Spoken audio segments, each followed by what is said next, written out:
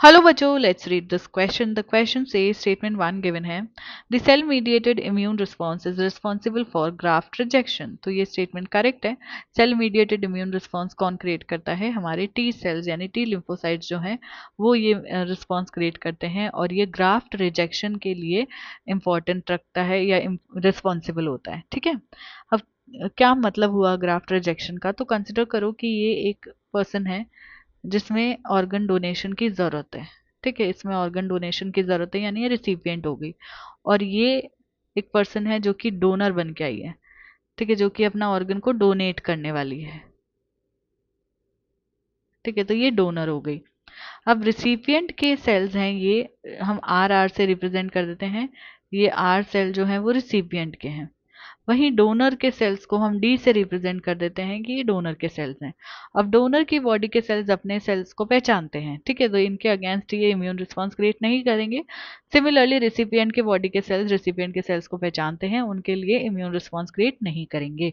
But हम क्या करें, जब डोनर से रेसिपिएंट के अंदर ऑर्गन को ट्रांसप्लांट करते हैं, ऑर्गन लेके आते हैं, तो ये ऑर्गन ऑर्गन भी किसके बना है? सेल्स का ही बना है. तो ये डोनर के सेल्स का बना है. अब रिसिपिएंट के लिए तो ये फॉरेन पार्टिकल है.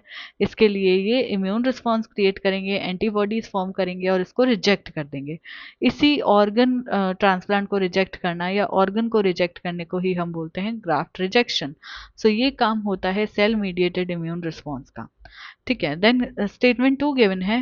Vaccine produced by using recombinant DNA technology has allowed large scale production and hence greater ability for immunisation.